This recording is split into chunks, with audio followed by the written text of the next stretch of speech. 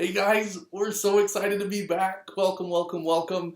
Welcome back to the students from last semester, and especially welcome new students. We're gonna have a great time. You're gonna have a lot of peers who are experienced who will just help you sweep right into the culture and into the flow of things. So you'll take off at a really fast pace and have a lot of fun peers to take an example from. And then also we're excited to see you guys lead out and share your expertise and your knowledge and your passions as well. So again, welcome everybody. We're very excited to have you here and see you on the discussion forums and get a scholar phase with you. We want to make a quick announcement about the competition from last semester. We had great turnout. Like, we were way impressed with everybody's. Absolutely blown away. Yeah. Everybody's projects were fantastic, and on the hardest track, the people who did the additional reading, we had a lot of extra students really digging in and adding there was a lot of extra reading done. And so there was both the competitions became really close, and there was two of us who would get together like, oh yeah, we think it would be this one. It's gotta be this one. And then the third one says, oh yeah, but what about this? We're like, oh no, that's a really good point. And then two other people would say, no, all right, we got the winner. And then the other person was like, yeah, but what about this? And so we've been circling around over the last week trying to really dig in and find who the winner is. And we have everybody so close. It's been such a close race. It's been a lot of fun. So we've been, again, blown away with your guys' depth, with your insights, with your thought processes. And creativity, man. The way you guys think, you do not think like normal people in a good way. So that was really fun to just be able to see the way that you guys think and feel and to see that represented in so many different creative ways was really cool. It was really fun. Special. It was a lot of fun going through it. We should be announcing that. Oh yeah, it should be really soon. Either later today or in the next few days. Yeah, that'll be really soon. So you don't have to get too antsy. That's coming really quick. I think that's all the hellos and the basic cleanup. So after this, jump onto your learning.tjed.org, sign in, set your first checklist items, your first goals, and get reading and discussing. We'll see you on the discussion board. We're really excited for that. Yeah. Well, we have a story that Emma has that is great that we want to open with and set the tone. And I first heard this story from Chris Brady. It sounds like the kind of, I don't know if he made it up or if it's just one of those sort of parable stories that exists out there in the universe, but I heard it from him, so I figured I would go ahead and reference him. Those of you who have been with us for the last few months recognize his name from Turn the Page. And but anyways, I heard this story from him, and it really, I thought, was perfect for today. So it's the story of this old man who sat at the front of a big city with a wall around it, and he was the gatekeeper. So he sat there day in and day out and let people in and out of the city. And through this process, he watched people a lot, and through that gained a lot of wisdom and understanding of human nature and of people. And so as he sat there one day, this was a common experience for him, but he was sitting there and some traveler came along to the city and stopped and asked him and said, hey, you must know a lot about the city. You're from here, and obviously you know a lot of people because you're the gatekeeper, so you see everybody. But so what? I'm kind of wondering what to expect. So what kind of people are in this city? And, in the wise, sage, old man, gatekeeper sort of a way, he answered their question with a question. Well, what kind of people were there where you come from? And then the guy responded, oh man, you don't even want to hear about them. I honestly felt like everyone, it was like, I don't want to sound paranoid, but it was like they were out to get me. Man, they were mean, they were rude, they were cheating and stealing and all these different things. And at the best, it seemed like they just had a negative attitude all the time. But man, it got a lot worse than that, because it just seemed like people, that's the whole reason I'm leaving. That's why I'm coming here, because the people where I come from are terrible. And the old man looked at him and said, I'm sorry to say this, but I imagine you're probably going to find the same kind of people here. Oh, and the man said, oh, gosh, I hope you're wrong. And he carried on and went into the city. Then a little later in the day, another traveler stopped and asked him and said, hey, you're from this city, what kind of people are here? The old man responded again with a question. Well, what were the people like where you come from? And the traveler stopped and thought about it for a minute and said, I never really thought about it. I guess they were just people. They had their ups and their downs. Sometimes they were not as good as they could have been, but other times, I just feel like in general they were pretty nice, right? Just everybody was just sort of living their lives, trying to do good by the world, and doing their best, right? And then he turns to his wife, right? And she said, yeah, that's pretty good. Yes, dear. The old man said, well, you're in luck, because I'm pretty sure that's about what you'll find here. And you start to see a pattern here, right? As that was basically his response to everyone. Whatever they experienced where they came from is probably about what they were going to experience here. And that's not because, it's obviously not because that's just how the people were, and that's clear because the answer was different to different people. But it's because this man had learned by watching people and by studying them and really getting to understand them. He understood human nature and understood that wherever you go, there you are. And very often, our experience from the people around us is colored and shaped more by our perception and expectation than even the way that people actually are. And that man probably knew, the first travelers that stopped, the ones who thought the world was out to get him, he knew that they were going to experience that, for one, because even the nicest people around, they were probably going to attribute to them some negative attitude, just because that was the lens they were looking through. And on top of that, they were probably going to attract every mean-spirited person around, just because they were out looking for it. They were kind of just, that was their expectation, and because of that, they found it both literally and simply because they attributed those attitudes and behaviors and thoughts to people who didn't even come close to having them. And the same, in a much happier light, is sort of true of the other people, the ones with a positive outlook. For one, because with that positivity, they tended to give people the benefit of the doubt. And so even maybe someone was having a bad day, but these people had such a positive outlook, an optimistic outlook, that they would tend to give them the benefit of the doubt. Whereas on the flip side, and then they would also attract people who actually were doing their best, trying to do good by society, and just trying to make the world a better place. And that is a powerful story, because it just teaches us that you can run away from a terrible place, but wherever you run, there you are. And so you have to make sure that you're taking that into account and not just expecting that it's about what everybody else does and thinks, because so often it's more about the way that you see the world and the expectations that you have of the world. Whenever we share this story, I have to jump in, because I heard from another speaker, they kind of twisted the story a little bit and turned it into a little bit of a joke, a farce a little bit. And he said, he used the example, he being a dad and just a new dad, and he was changing the diaper of one of his sons.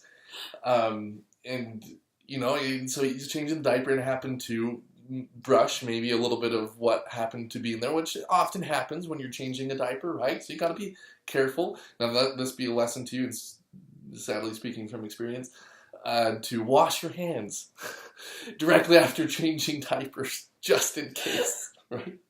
Because this is funny. So then the daddy said, he went up and started going about his day, and as you do, going about your day, you get a little itch and just scratch really quick.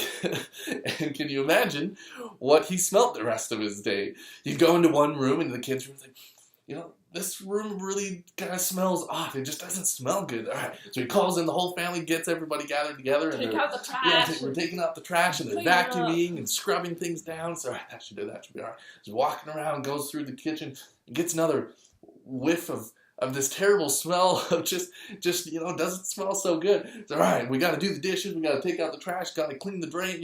Let's scrub this place down. We got to get this. Let's get rid of this smell. Why is it every room I go into in this house smells so bad? And he's going down, taking a break. He's down by the lake. He's just relaxing, and he catches this whiff, and he says, "What? That smells down here too?"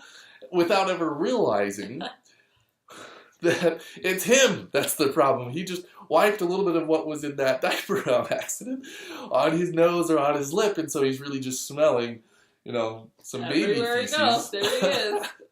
Because exactly, everywhere you go, there you are. And we rarely really realize how much of us is the issue, how much of us is the problem. That it's really you and not them, whatever the environment might be, whatever the people might be, or things that are out there. Again, now there are definitely environmental factors and but that's not the point of the principle of this story, that you really have a huge impact and influence on the environment you're in and that's around you.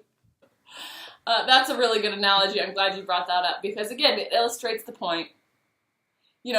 It's important to pick your environment wisely. It's important to read the right kind of classics. It's important to select mentors who can actually help and guide you in all those things. But at the end of the day, and this is one of the 7 keys of great teaching, it's a powerful, powerful tool. At the end of the day, the success of your education is about you, not them. And that them can equal, people, things, places, anything that's not you. Basically, at the end of the day, your education will rise and fall on one thing, and that is you. So it's all a matter of, if you want your education to happen, you have to get your heart and your mind in the right place. Ultimately, for your education to happen, you have to happen, And so that's everything that we're going to talk about today is going to be tools and different help and guides to help you get your heart and mind in the right place so that in these next few months, your education can really be transformational. One of our readings for next week, one of our advanced readings for next week that I'm so excited about is by Mortimer Adler, An Invitation to the Pain of Learning. And in that, he talks about how in modern education, one of the tragedies of modern education is that because we've focused so much on making it this successful industry, this successful business where it's about making money, it's become entertainment. And so we focused so much on information, which we can all agree, information is an important aspect of education. If you're not getting new information, it's not necessarily an education, right? But at the same time, when we focus on information as opposed to transformation, we've missed the whole point. So, again, when you get yourself in the right place, that's when transformation can happen. And so today we're going to talk about some different tools and guides and helps that can really help you make these next few months truly transformational. Before we move on, though, I want to just say it's really easy to learn this principle and then really stress out and psych yourself out and freak out because all of the responsibility is now on your shoulders, right? And so it's so easy to just sit here and be like, oh no, if I don't get an education, it's my fault. This is horrible, horrible, horrible. And we totally freak out about that when... Go Chicken Little on everybody. The sky is falling, like, the sky is falling. But the thing to remember is, while that's true, yes, the responsibility is going to be on you ultimately. It doesn't have to be scary. It doesn't have to be stressful. It doesn't have to be a negative because, yes, you have all the responsibility, but you also have all the power. And for me, that is exciting because, responsibility, it can be stressful, it can be scary, but when you also have the power to make all the difference, it doesn't have to be this big, scary thing. It's just a matter of taking the right next step, then the right next step, one step at a time, and you have the ability to make that happen. Yes. And it, again, you don't have to do it all at once. You have to do it all, but it's worth it, so don't worry about that. Don't stress it. You'll be great. You're born for this. But you can do it all. Does that make sense? So that's what's exciting to me about the concept of you, not everything else, not everyone else, is the idea that you have to do it all, but you can. You are up to this. And it's just a matter of taking that power that you have and applying it in different ways, in the specific, powerful, principled ways that make all the difference. And that's what we're basically going to talk about today. So, well, the first... Yeah, number one. I mean, that was kind of number one, right? But the tools to help you get in the right place. The first one we're going to talk about, for those of you who were with us the last few months, this is going to be a little bit of a review because you've heard this idea before. That said, if you've heard this before, that means you were with us the last few months. And guess what that means? That means you need it 10 times more than the new students. New students, this is going to be a principle that's going to revolutionize your life It's going to be powerful. It's going to be exciting. Exciting. I meant exciting, but whatever. But the people who, if this feels like old hat to you, like I already know that, skip to the new stuff, don't, because, well, you'll see as I get into it, you'll see how it's so much more applicable even to you. And that is the concept of sleeping dragons. So, I heard this principle from the book Mentoring Matters, but in that they quote J.R.R. Tolkien from The Hobbit. And they basically explain, it's really cool because they take this one-liner from a story and apply it to your leadership, your education, your parenting. Well, I guess most of you aren't parents yet, right? But it just applies in every aspect of your life. And the quote is basically something along the lines of, it's important to take account of sleeping dragons in your calculations if you happen to live nearby one. Now, in a very literal sense, this is obviously true.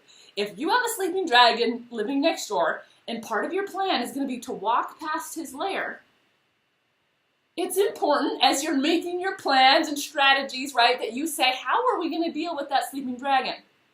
Because it could wake up at any time, and we could be the ones who wake it up. So how are we going to make sure that we account for that in our plan, right? So in a literal sense, yes, don't walk past sleeping dragons without knowing how you're going to deal with it if they wake up, because they're dangerous, They have a lot of power and they could take you out.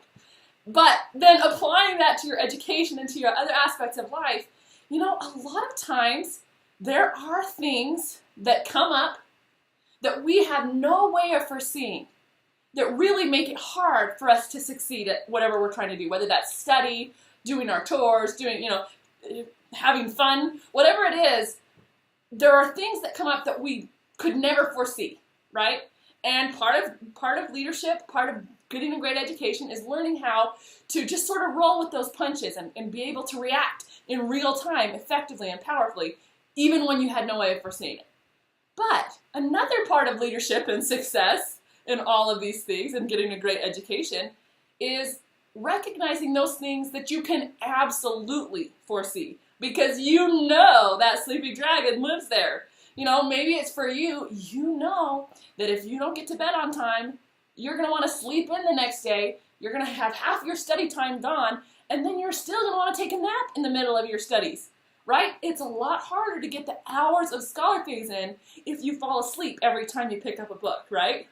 Maybe that's what it is for you. Maybe for you, it's something totally different. Like, if I don't read in my core book every day, I just feel negative the whole time, and I just don't find myself motivated to study, or I find myself not having very many epiphanies. I'm like, great.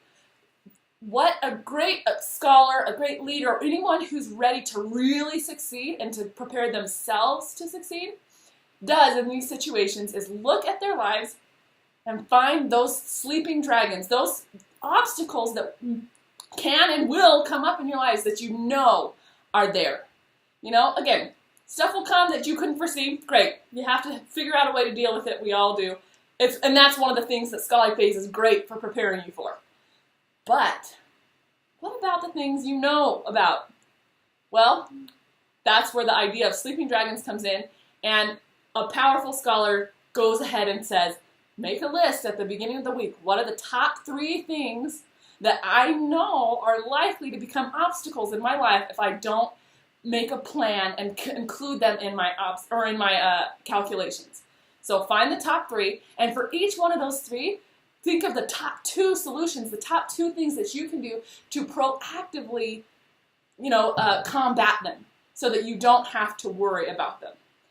One of the things that some of the students from last semester came up with, which I'm seeing in the chat box again today, is the concept of training your sleeping dragons. So they combine this idea from Tolkien and the book series and the movies, How to Train Your Dragon, right? So how to train your sleeping dragons, that is the beauty of knowing this principle and taking it on. So as we train those sleeping dragons, we find ourselves way less obstacleized, held back in our week from the things that we know matter to us. So top 3 sleeping dragons in your life, and the top 2 solutions that you can do right now and every day as you go through the week to make sure that those aren't the things that make it hard for you to succeed. Again, you're going to have tough things that come. Why not make it so it's not the things that you already know about? Two of the solutions for me that I've found in my patterns and in my studies or studying for long hours is if I have a bag of almonds and I make sure and take short naps every now and then I can go all day. I'm good. Gotta have my little bag of almonds I can munch on. And then if I sleep like this, sitting up or in my chair, I've learned I take power naps and then I'm good again to study for a couple hours. And then I take another quick power nap. And see, if I ever lay down on the couch or on my bed, then I'm out for hours. Then I'm asleep all day, and that's not good. Then I have to study into the night because I can't go to sleep. And that's not good because then it throws the whole next day off. Don't do that style. But if I just take quick little 5-minute naps or just close my eyes for a few minutes and munch on almonds, that for me, I'm in heaven. Another thing that I think is a really common one is that when you're in scholar phase, that means that usually you have some control over your schedule and also some uncontrol, right? Some place where you're still in a family, you're still in a home where you have responsibilities to your parents and to the home that are outside of just your prerogative to decide how and when it happens. So that's a sleeping dragon that a lot of times we face in scholar phase because we need to make sure that we are handling all of our household responsibilities like an adult so that we have the time and the freedom in those to actually pursue the study hours and the study opportunities that are absolutely key and essential in scholar phase. So again, what are the things that are likely to hold you back this week, the top 3, and how can you combat them? I think that's pretty well teaches that. Oh, one more thing on that. I said if you've already heard this, it's because you were with us the last few months, which means you need it more. Here's what I meant by that. For those of you who have already been doing TJEd High for several months, there's a little bit of the mystery has worn off a little bit. The newness, the excitement of it being brand new wears off a little bit as you get into the day in, day out. You know, you're still doing what you've been doing. Now, remember that in and of itself is a sleeping dragon that you're likely to face. Find a way to get excited anyways. Now, we're really, really excited. We're going to try to share that with you as much as we can because, again, there's new books, there's new discussion, there's new people to discuss with and get these fun ideas out with. So, again, there's going to be a lot of new mystery, a lot of new fun and excitement. But at the same time, because you're not brand new, make sure that you account for the fact that a sleeping dragon that you might face is the idea of, there have been getting too comfortable even. Because, there were probably weeks in the last few months where you didn't do everything you could have. And where you maybe developed habits of not giving it 100%. And those are sleeping dragons that you face.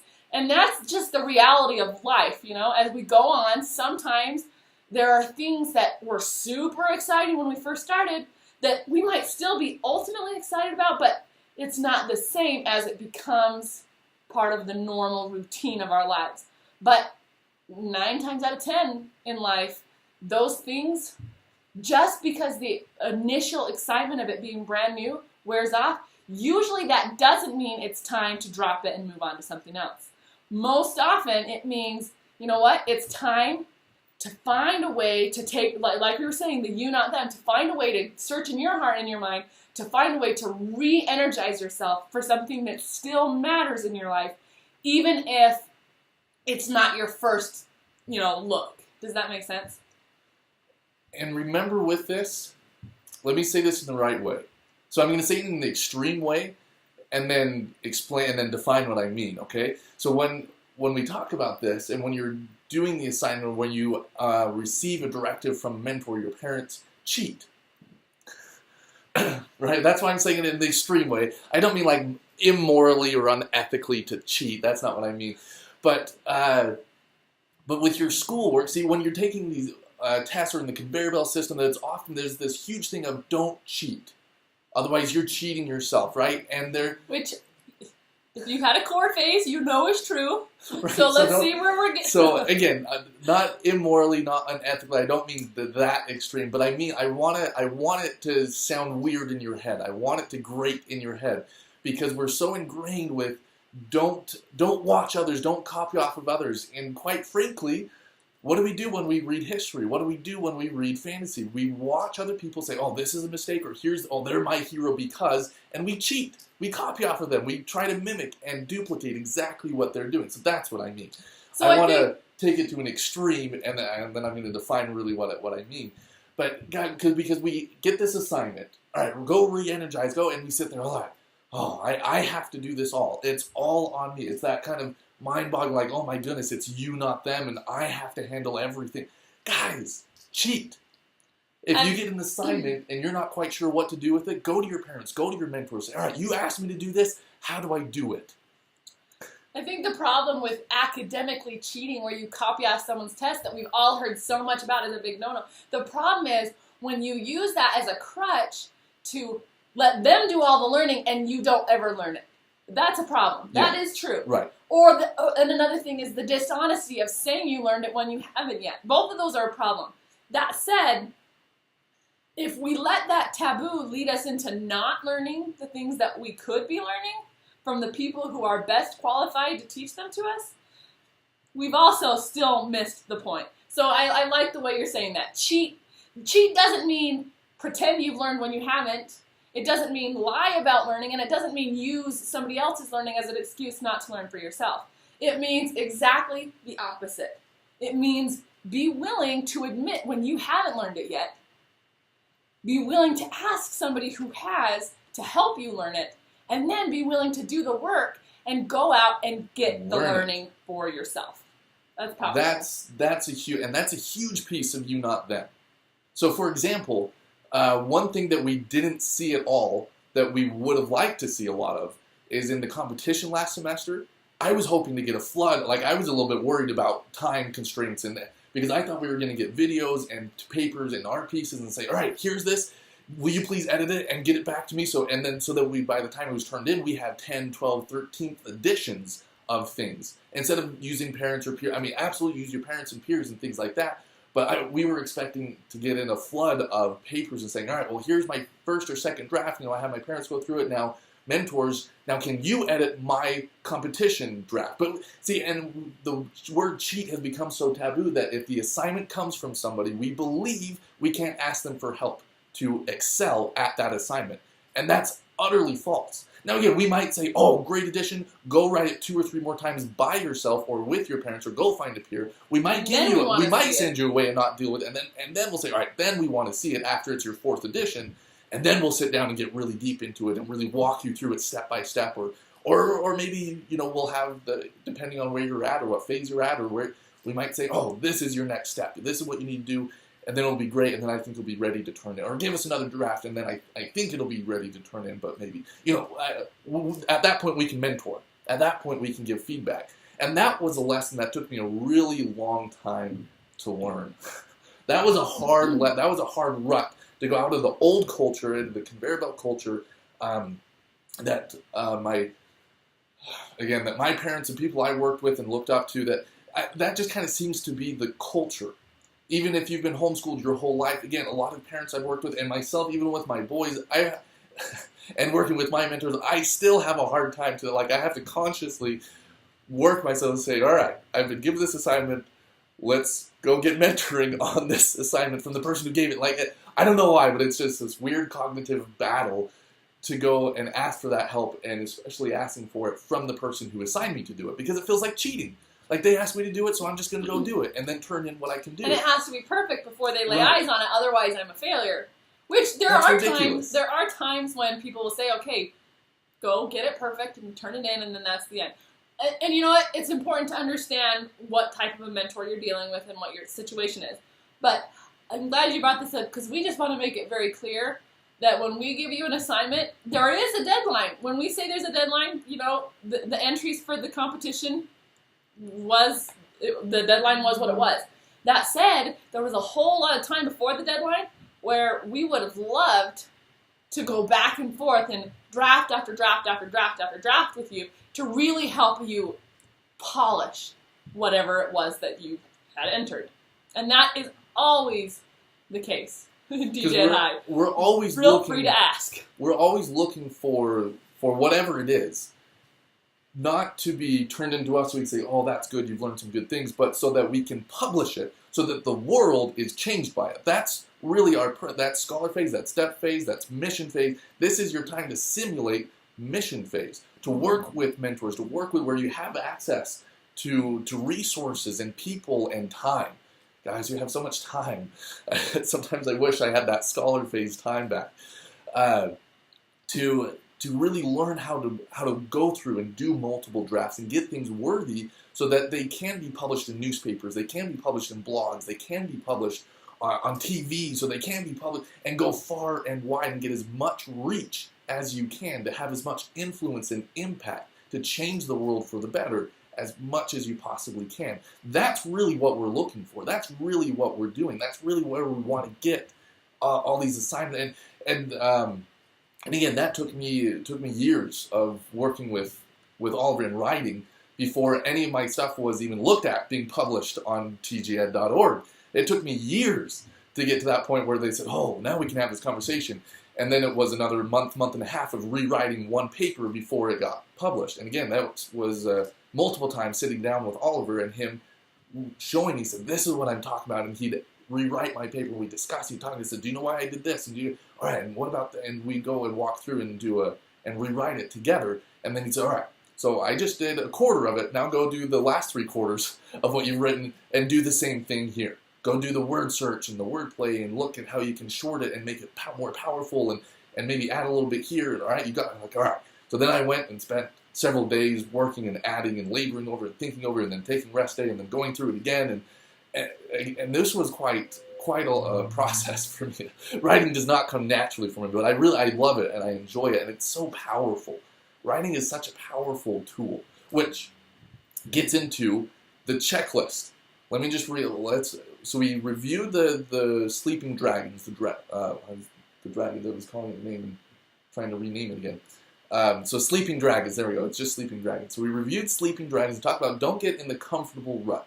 Don't say, oh yeah, I've heard that. The checklist. Oh yeah, we saw that at the beginning of every week, and we checked up on it at the end of every week. And don't have it a thing that you just click through. Guys, this is our mentor prompt. We had a lot of students come and asking for additional mentoring. I said, oh great, where are you on your checklist? Because guess what? When you click it, we know if you've submitted it or not, and we know what level it is and whether or not you finished it. We know where you're at. We have the information. But we ask you, all right, so where are you at on the checklist? And they say, oh, I'm on the hard. I'm like, awesome. Are you struggling there? You're doing it? No, I'm doing it. Awesome. Then your additional mentoring prompt is get to the point where you can do hardest and have hardest become easy. And then come talk to me again. And then we had a couple students who were doing the hardest saying, all right, we're doing pretty good on the hardest. We're looking for a little bit of extra. Like, oh, awesome. All right. So, and then we could ask a couple questions and create an additional book list and an additional assignment, a writing assignment, or a speaking assignment, or extra little things. And then we say, all right, go do these, go put together these book lists, clear it with your parents, and then come back and check in with us when this is done. We'll put some more books on the book list. And we love that. So again, we love it when you stretch out, but remember, the checklist is our mentor prompt. It's the same thing as reading the mentor's book, which is another great story. Maybe our first year or so when we were doing our own private schools in southern Utah where we were teaching them live, and I was doing some online private tutoring where I was mentoring one-on-one. Don't do as much tutoring anymore because we get to meet and get to know and work with and I have the same impact and the same results working with you guys here with TJEd High as I do in one-on-one. And when it's you guys like to have us more instead of just being able to work with 5 or 6 students at one time, we get to work with hundreds of students. I love that. And then the few who need that specific individual help or who are past the hardest level, again, we can help you dig in even a little bit deeper. But I came to Oliver with several questions. I said, oh, all right, so one of my students is struggling with this, and we're trying to do this with the class, and we're wondering that. So what are your thoughts? And what's your help? Like, oh, great question. Have you read Leadership Education yet? No. Not that. I haven't read that. I'm like, oh, awesome, okay. No, that has really good answers in there. So this is the question I would ask in your situation, and then go read that book because I think it will really answer it for you. And then come back and talk because I think we can dig in a little bit more, but you got to have that foundation first. So, okay. thanks for that answer that I wanted right now. So I guess I'll go read the book.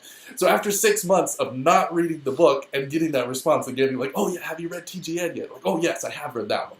Fortunately. It's all right, well, think of it this way and think of it that way, and with this one particular student, do this. I was like, oh, that makes so much sense. Take that principle and apply it in this particular situation. Makes so much sense. So I went and did that. But I ran again and again because that was the only book I had read up to that point. And so finally, I just sat down, I went through and I read all of my mentor's books. I just read all of them. Everything he had, I went through a bunch of the blogs. I followed his blog, and every time it posted, I read his live blog, and I got online, found he had a bunch of ebooks I didn't know about. So I went and got those and read all through all of those. And then I came and said, oh, I have this question because, see, Leadership Ed says this and it talks about this, but I'm not really sure how to do that in the class right now. So how does this apply? He's like, oh, great question. Now, and then we sat down and had a half-an-hour conversation. And I'm like, I get it. I didn't get it 6 months ago when you told me go read the book. But after that first time where I read the books, I sat down and said, I have this question. I'm not sure how to apply this or how this part of the book or this principle applies in the class right now, or with my mentee, or within my personal education right now. How does that work? How does that plug in? How does that make sense? And then all of a sudden we could have a whole new level of conversation. And he could take me to a whole new level of depth because I had the foundation. I was doing his basic thing that he was asking me to do. He said, what I mentor people, what I tell them to do, I've already written everything in my books. If you want special mentoring, one-on-one mentoring from Oliver DeMille, seriously, go read his books. And I didn't get that. I didn't understand that until I did it. Sometimes it's one of those things that you just have to do to get that click, to get that understanding. You just have to act on it on faith. And until you do, you will not be mentored by the greats. You will not be mentored by the classics until you apply that, until you believe it, until you live it. So the checklist, let me just reiterate, that is our mentor prompt. That is how we're going to help you guys get a full-on scholar phase. So if you want to get more out of TJEd High, look at the checklist, say, where am I, and what's the next level? And again, I don't want to say this and make it sound like, all right, don't come talk to us, because remember, cheat. Cheat as much as you possibly can. The more you ask for it, the more you're going to get it. Right, as long as it means get mentored. I'm using it in the taboo way, obviously, right, where it's been redefined to mean such a big thing that cheating doesn't mean. So now let's take it back to the classical meaning of cheating, which means it actually is immoral.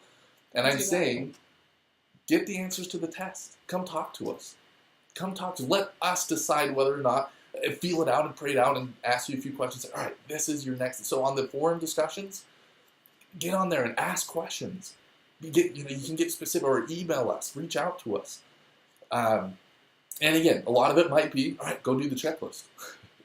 A lot of it might be that. So just be ready for that answer if you're coming and asking. But it might be, I get what you're struggling with, try this, and that's going to make the easy, where you're at, where you're getting stuck on the easy track, you'll be able to blow right through it. You'll jump right to the hardest track, and the hard track will now be easy. So again, looking for those little tweaks and working with your parents every week, checking with your parents every week, tell them what level on the checklist you are, tell them how you did that week, ask them for help, ask them for, have them be accountability partners, invite them in on the process to be your supporters and your cheerleaders.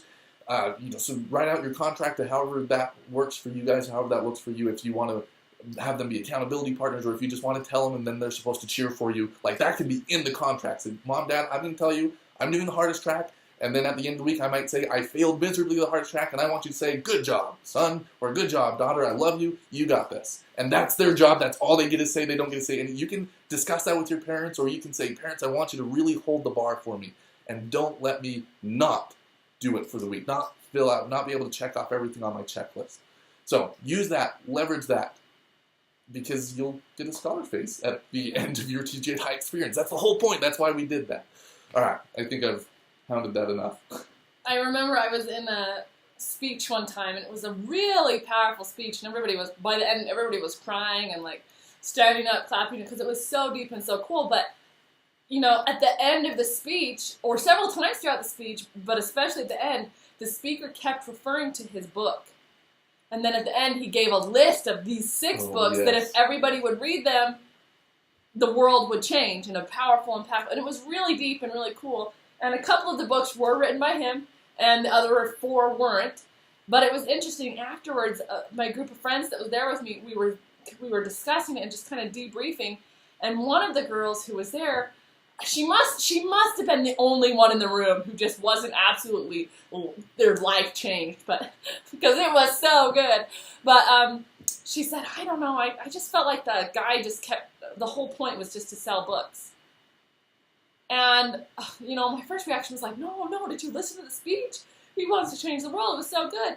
But on the other hand, part of me was thinking, well, yeah, you better believe he wants to sell books, because how on earth could he ever hope to get enough information in that 60-minute talk, especially when we kept interrupting him to clap the whole time? Like, how could he ever hope to teach us everything he had to say on it in that amount of time? And that isn't even addressing the fact that even though it was a big audience, there were thousands of people there, even then, and it was a recorded talk that a lot of other thousands of people heard, even so, the reach of that speech was way less than the potential reach that those books could have. So I was like, yeah, he wants to sell books. Why do you think he wrote the books? I mean, I don't think he wrote those books because he just wanted to get rich. I mean, I'm sure he wouldn't mind, right? What author minds if they get rich through their books? They can, if they're trying to change the world, they can use that money to change the world, right? But the reason he wrote those books was because he wanted to teach this idea to as many people as he could. And he knew that the best, most effective way to do that would be to really deeply, powerfully teach it in a book. And then to get that book in the hands and hearts of as many people as he possibly could. So you mean he's going to stand up in front of an audience of thousands of people, and he's just going to, he's just going to give them fluff for an hour and then sit down?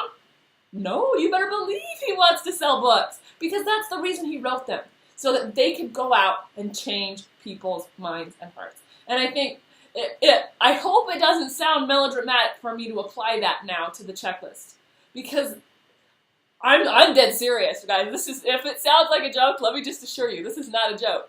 The reason why we designed that checklist is because we know that there's no possible way that, as smart and wonderfully talented as Ian is, and me being just enthusiastic to be here with him, right, we could never possibly hand you a scholar phase in these videos.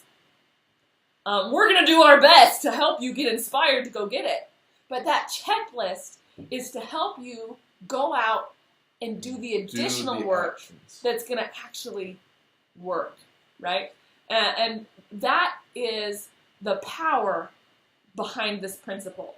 We could never, even if we followed you around, like if we just came to your house and dedicated our whole lives just to teaching you, no one else, just you, and just talked your ear off all day and gave you the minimum amount of time to sleep, and then every other waking minute of your life, we were there teaching you everything we possibly. We still could never give you enough to really be the education that you need to fulfill your mission. But if we can help you get the tools and the inspiration to go out and pursue education on the level that you were born to, that is what we're trying to do. That's our whole goal, because that means that you can use the rest of your life in the ways that make the most sense and actually help with your unique personal mission for you to actually go out and get a superb education. So are we trying to sell the checklist? You better believe we want you to get excited about that checklist, because that is our mentoring. And as you go along, if you hit bumps and stumble and need more than the checklist, come ask us. And if you're in the hardest and you're just blowing it out of the park, and I always mix those metaphors, blowing it out of the water or knocking it out of the park. Either one. If you're just doing the hardest checklist and you're excelling and you are like, this is easy. Come on, when are we going to get the real scholar phase? Good, we want to hear that too, and we'll help you, tackle more work and dig in deeper. But don't ignore the checklist just to come to us, because the first answer is always going to be, let's get you really invested in that checklist, because that's the first step of our mentoring. And once you're doing that effectively, then we can help you tweak and move and all those things, and to help it really succeed. And so when you log on to your website, the learning.tjed.org, and you log in, go through the course itself, it'll be right there. It's just fed right to you. It's one of the very first things that comes up, and it's one of the first things that comes up every week to remind you, to help you set your goals. So it'll be handed right, so you don't have to go find it. It's not going to be something you have to go download a bit. As you're going through the course and just hitting next, it'll feed right up to you and walk you right through it and explain every piece of exactly what it is, what you're going to do. And if you have any questions, again, reach out to us so that you make sure and you understand it and get the actions that it's going to take to get your full scholar phase. So you don't need to worry or stress over about that. It's going to be really easy. It'll be just handed right to you through the program, our learning portal. I think we've done with the checklist? Yeah. All right, I think there's one more big topic that we wanted to discuss today, and we're really excited because this is something, for one, that's very near and dear to our hearts, and also for two, that's so powerful in scholar phase, and it's something that's a lot of times missed. And so to start it off is the concept, I'm trying to remember who said it. I believe it was Oliver Wendell Holmes Jr. said something along the lines of, I don't care at all. Again, this is not a direct quote, but he said something that was really close to this. That was, I don't care at all about the simplicity this side of complexity, but I would give everything for the simplicity on the other side of complexity. And that's a really powerful idea that when I first heard it, I said, okay, what does that mean? It's really a catchy little thing you said there, sir, but what are you talking about? So then I, sought out mentors and learned it a little bit more, and it definitely changed my view of everything, right? And so the simplicity, this side of complexity, is where things are simple simply because they're new, right? And so everything is exciting and fun and cool because you've never heard it before, right? It's the basics. And the basics at the beginning are exciting simply, well, I just said it, simply because they're new. And everything you get, it's new information, it's new ideas, it's new ways of thinking that keep you excited and just continuing to learn, right? And a lot of times that is the type of learning that we get in core phase and love of learning, right? It's simple, it's the basics. It is your good versus bad, right, wrong, trust, love, work, all of those things are what you're learning in core phase. It's simple. Right? And then even as you go into love of learning phase, you're still just pursuing love of learning, right? You're going out and you're learning new things just because they're fun and exciting and new and simple, right? Now, scholar phase takes on a new part of the journey, and it's powerful and it's important. Scholar phase is for complexity. This is a time when we get to dig into the complex. We're starting to read authors like, Jean-Jacques Rousseau and Karl Marx, authors who have had a big impact on the world and not necessarily for the better. And we get to dig in and look at what they said and why they said it and really ask ourselves, were they right? Or were they wrong? Or were they a little bit right and a lot of it wrong? Or a lot of it wrong and that's the same way. A lot of it right and a little bit wrong. And we start to say, maybe good, bad, right, wrong isn't as simple as I thought it was when I was 4. Now let me clarify. When I say that, I want to be just as clear can get that I am not saying good doesn't equal good and bad isn't bad. And I'm also not saying that there's not an actual right and an actual wrong. There is. There is absolute truth in the world and in the universe. I'm not saying anything to the contrary of that. But I will say that scholar phase is a time when we dig deeper and start to realize that our absolute opinion of what was right and wrong and what was true when we were children wasn't always the whole picture. And it's not always as simple as we believed at that time. And so that's why in scholar phase we start to read harder books. And I already mentioned things like Karl Marx, but we also start to read things like Les Miserables, where you get character after character after character who, quite frankly, they're not just heroes. You know? Or they're not just villains. They're not. There's not, in that book, I don't think there's an actual bad guy. There, you can take the archetypes, but even Javert is not an evil man. There's certainly people who hurt you, and there's certainly people who hurt the plot, and there's certain people who are actually out to hurt you and hurt the plot. But at the same time, Scholar Phase is all about asking the question, is Javert a bad guy? And you know what? It's important to realize that the answer is both yes and no. You know? And that is what Scholar Phase is for. It's to start looking at these characters and saying to yourself, what should he have done? You know, when you are an officer of the law who has sworn oaths to uphold the law, is it right to let a man go for a crime he did commit?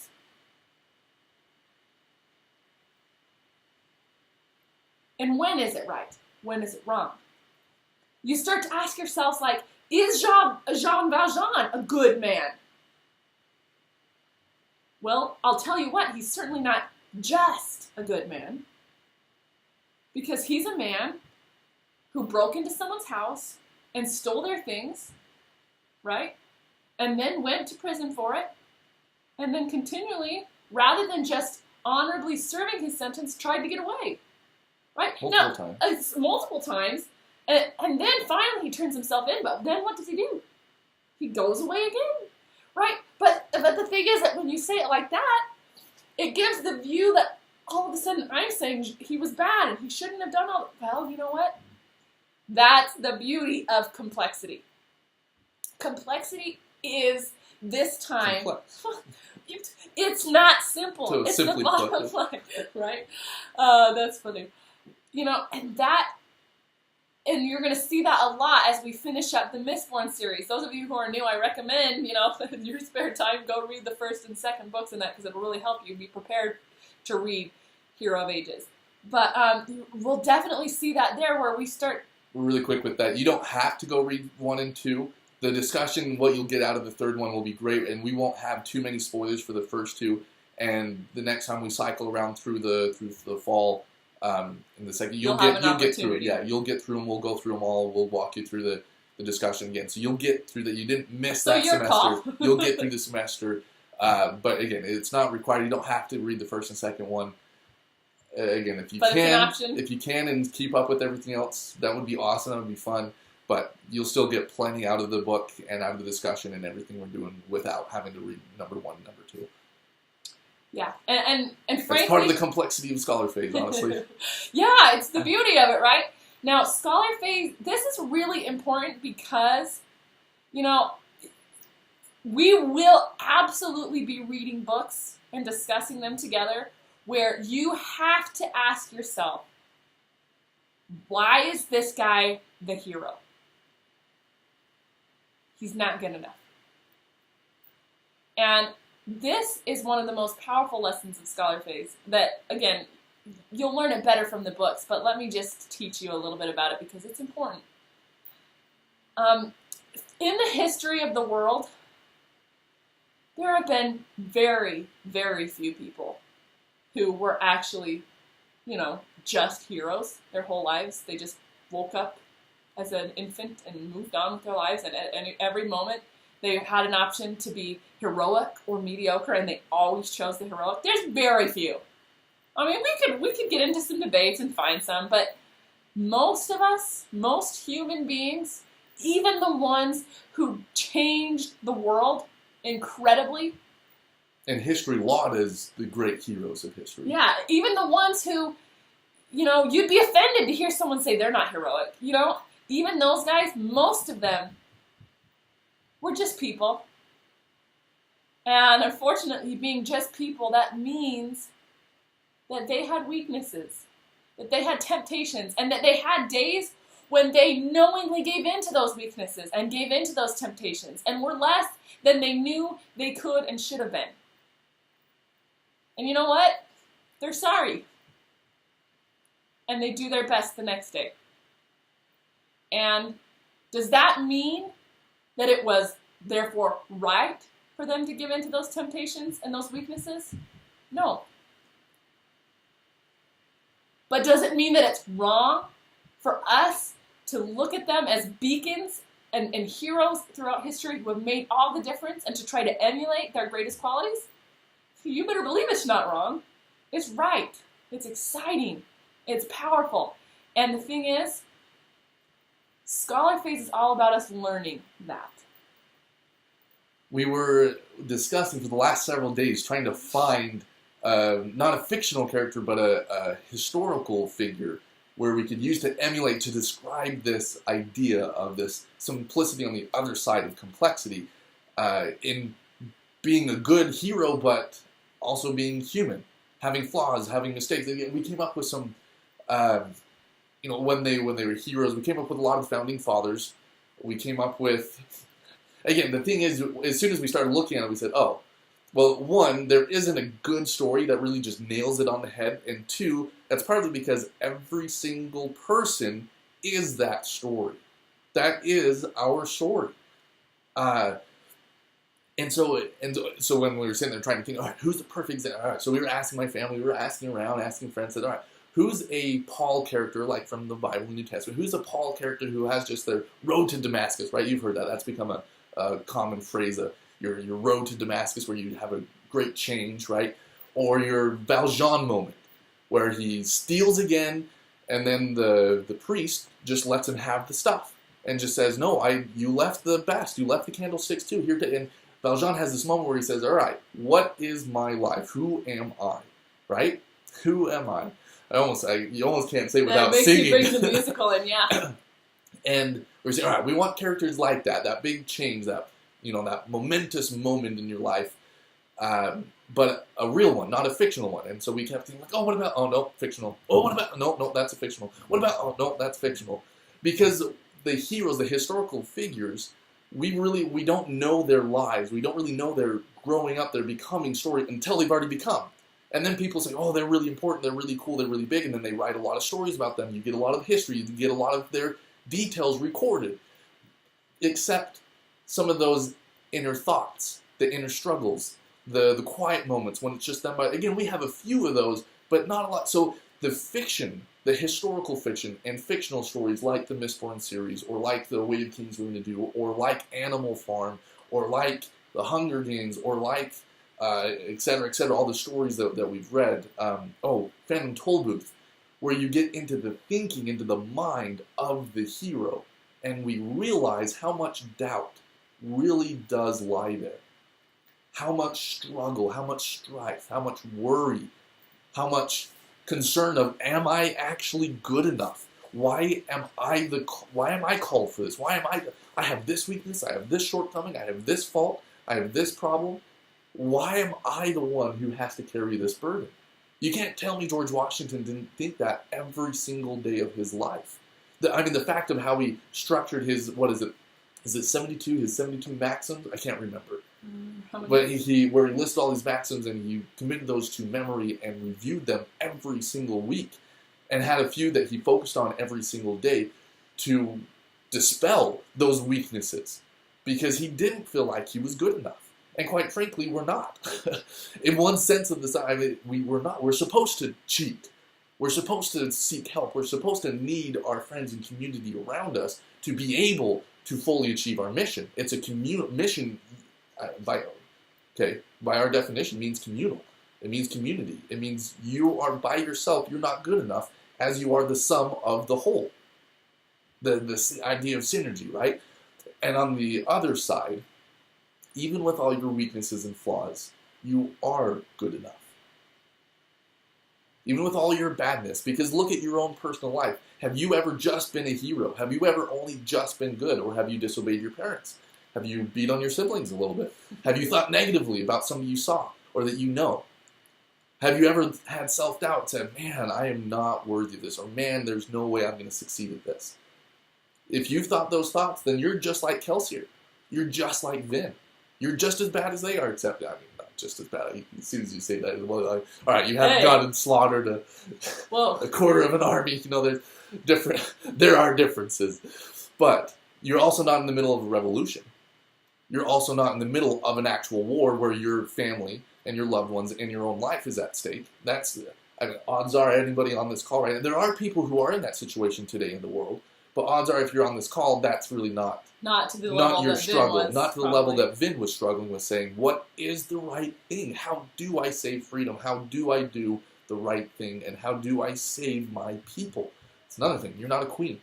That brings on a whole nother complexity. Or a general, like, there's a lot of struggle. And again, so I'm just trying to connect and relate, pull those things over, that in our lifetime, maybe you will be faced with similar decisions, with similar complexity, with similar moral dilemmas as Ellen does in the third book in the Hero of Ages.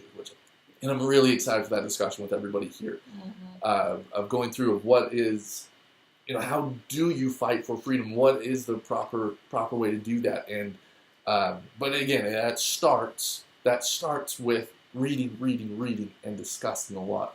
Really connecting, working with mentors and your parents, so that you don't end up like a lot of the tyrants in the world. Because a lot of the tyrants are brilliant men, very scholarly educated, but lacking a core phase and lacking a good and great and the proper allegiance with a mentor. And I'm glad you brought that up, because that's the last thing I want to make sure we really hit on. Because, first of all, everything we've said, scholar phase is a time to really delve into and tackle and understand the complexity, right? But it's important to know where you're going and to look where you're going. And this is actually, I think, one of the tragedies of modern, education. I don't know, not modern mainstream education, but modern, just a little bit better education, right? Is that too often we find ourselves staying in that scholar phase, where everything we do is about attacking and pulling apart and finding the complex. And, I think it's important to remember that ultimately the goal is to tackle and master that complex way of thinking so much that you then get on the other side of complexity, where you're back to the simple. But it's not the simple on this side of complexity that Oliver Wendell Holmes didn't want anything for, but this simplicity on the other side of complexity, where now you have paid the price to deeply, powerfully, really, truly understand the complexity of right and wrong. And now you're back to the basics. You're on that newer level of simplicity, where you understand that right is right, that wrong is wrong, and that you are going to do everything you can to be a powerful instrument and a powerful mover for the right.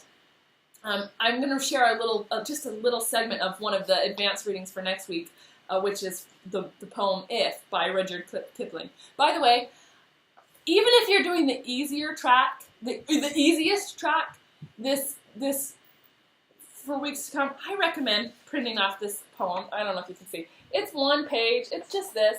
It's a little poem. And it's short, but it is powerful. And so even if you're doing the easy track, if you can fit this in along with the sections of hero education that we're doing, please go and read it, because it is deep. But the part I want to share is just from the first stanza in here. It says, "If you can trust yourself when all men doubt you, but make allowance for their doubting too." Guys, this is important, because... Should read it one more time. Okay. If you can trust yourself when all men doubt you, but make allowance for their doubting too. This is one of the keys of leadership, of mission, is that you have that education. You've been through a core and love of learning phase where you learned the simple, good is good, bad is bad, and I like good.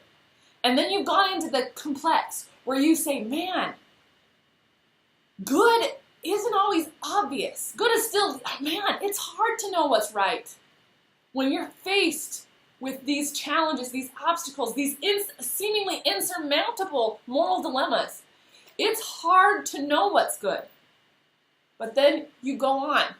You keep going. And you get to that level of education where you're now able to get into the depth and the mission phase and impact phase, where you know, not because Not just because you read it in a good book, not just because your parents told you even, although that's a pretty good place to start, right? But you know because you have paid the price to be truly educated. And not just educated from a world, a world type of standard, and not just educated even from an academic standard, but from an excellence standard, where you have a leadership education. You've paid the price to know that good, even though it's not always obvious, and even though sometimes all men will doubt you, good is good, and it is worth everything you have to fight for it in the ways that you were born to do. And bad, sometimes you're going to mess up. You will. We all did. Our greatest heroes, pretty much, most of them did. But you know now that even when you're bad, you can still wake up and be good anyway. If you can trust yourself when all men doubt you, not because you're just so full of yourself that you're always right, but because you paid the price to know. And by the way, if you're going to be just going on a course of action unswervingly when everyone else is doubting you, please make sure you're right. Because sometimes people are doubting you because you're actually doing something crazy insane that's really bad. So don't do those ones, right? Make sure that you pay the price to be right, right? So be right. And then once you're right, do it no matter who doubts you. But, and this is what is so good about this line. But make allowance for their doubting too. And this is where leadership goes to the next level into just absolute heroism. Where you make allowance for their doubting too. Where you say, I know I'm right. And I don't care who thinks I'm wrong, I'm going to do it anyways. But anyone out there who's doubting me right now, I forgive them. In fact, not only do I forgive them, but I love them. And even more than just loving them, I believe in them. I believe that they have every potential to go out tomorrow and be a new person, to have that Jean Valjean moment where today they're a thief who steals from the man who gives everything from his table just because. And then you go around and steal from him anyways. But tomorrow, he can go out and be a new person. And be the type of person who goes and serves a community and saves lives and changes the world for the better and is an inspiration to so many people. You actually believe in them. But then it goes even a step further. So, right, you're going to do your thing, right? No matter who doubts you. You're going to forgive them for doubting you. You're going to love them. You're going to believe that they have the potential. You're going to actually believe. You're going to really, genuinely, truly believe that they can be heroes too. Which enables you to actually lead them and influence them and gives them a much higher opportunity and ability to actually become heroes. But then, it goes even further, guys. This is what it means. A lot of things are part of this, but this is one of the key characteristics and powerful traits of a real, genuine hero. We're going to talk a lot about heroes these next few months. That's why we're starting with hero education. But is that not only do you do that whole list of things I said, but on top of believing in them, you're going to forgive them again every time they don't. Because let's face it, a lot of people won't. And even the people who will are first going to not, if I could say it in that roundabout way.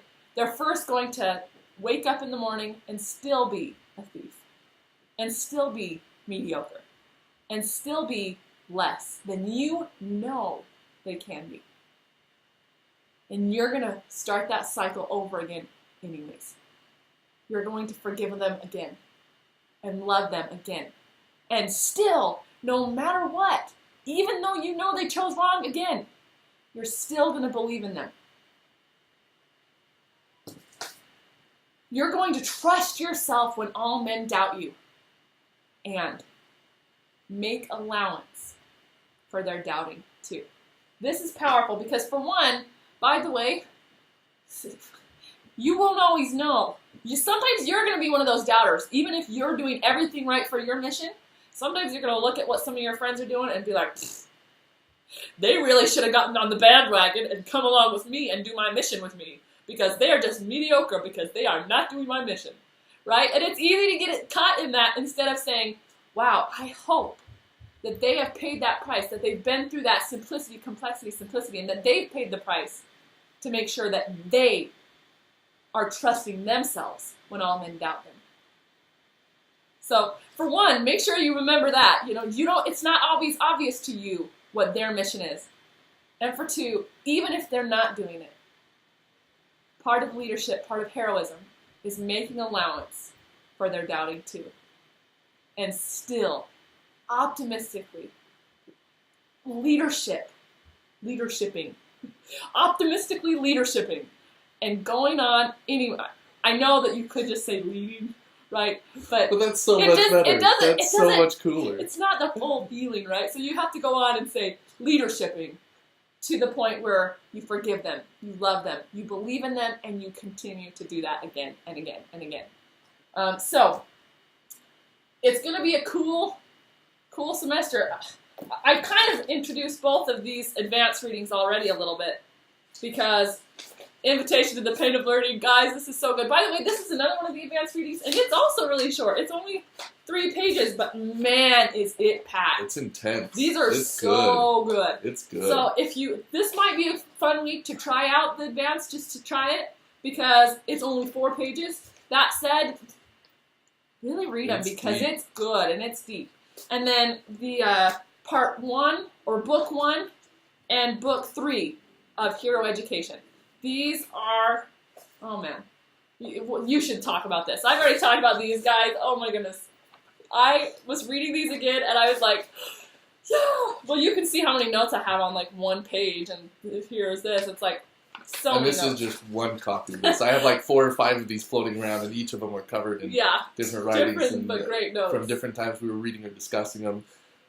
So Hero Education is a book written by Oliver DeMille that digs into scholar phase. If you want to know what it looks like, what it's going to take to really dig in and do a scholar phase, this is your book. This is how to become that hero. We're going to look at the foundation, the character building, and the academic side, and the personal side, the striving, that work it's going to take, and the why we based the checklist, how we designed the checklist was a lot from this book. And then we're going to look for that and find what we learned here in the rest of the books that we're reading this semester again. So we'll refer back to this a lot, like she said, this semester. But it's a fun read, it's an easy read, and there's a lot in here. Again, it's part 1 and part 3, right? Did I say that right? It's posted below the video once we upload it to the learning portal at learning.TJEd.org. But it's posted right there if I have the parts up. I'm pretty sure it's just 1 and 3. And it goes through, the different discussion model. That's right. I'm just flipping through, looking some notes. It's so good. The chapter on discussion model.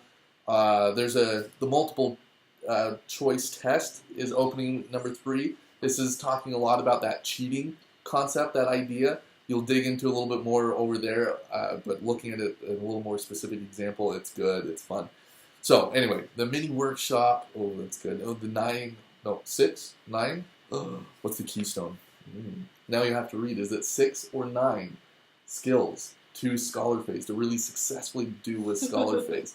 I won't tell you which one it actually is, because I remember now that I was going through, because I've been playing with a couple lists that I've been emailing people back and helping people with a few questions. But you'll have to go read the book and find out, because it's good skills, it's good stuff. This is really deep book, really power packed, and I think it's going to launch us off having a lot of fun. And getting a good, solid foundation to just take off this semester and read, and discuss a lot. Okay, I think that's good. Go get on your checklist, go get on your discussion groups, and get reading. This stuff is so fun. And again, this week, the readings for this week are all about how to help you prepare you to happen so that your education can happen. So you can happen, that's good. so you can happen too. We want you to happen. All right, guys. Have a great week. We're so going to have so much fun. Dang it. That was almost English. We're going to have so much fun this week. See you on the discussion forum. Bye.